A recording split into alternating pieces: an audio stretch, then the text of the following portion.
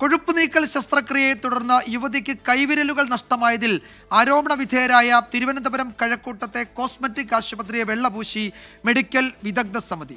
യുവതി ഗുരുതരാവസ്ഥയിലായത് ശസ്ത്രക്രിയാ പിഴവിനെ തുടർന്നെന്ന് പറയാനാകില്ല എന്നാണ് സമിതിയുടെ അന്വേഷണ റിപ്പോർട്ട്. റിപ്പോർട്ടിന്റെ പകർപ്പ് 24 ലഭിച്ചു. വിദഗ്ധ ഡോക്ടർമാരടങ്ങിയ 9 അംഗ സംഘം നടത്തിയ അന്വേഷണ റിപ്പോർട്ടിൽ യുവതി ഗുരുതരാവസ്ഥയിലായതിന്റെ കാരണം വ്യക്തമല്ല. BP കുറഞ്ഞപ്പോൾ രക്തസമ്മർദ്ദം കൂട്ടാൻ സാധാരണ നൽകാറുള്ള അഡ്രിനാലിൻ, വാസോപ്രസിൻ, ഡോപ്പമൈൻ മരുന്നുകൾ നൽകി.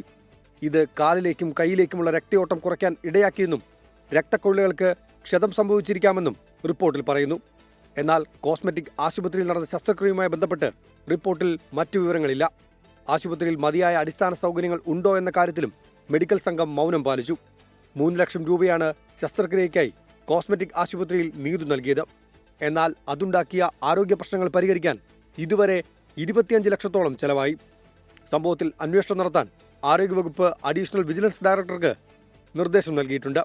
24 തിരുവനന്തപുരം.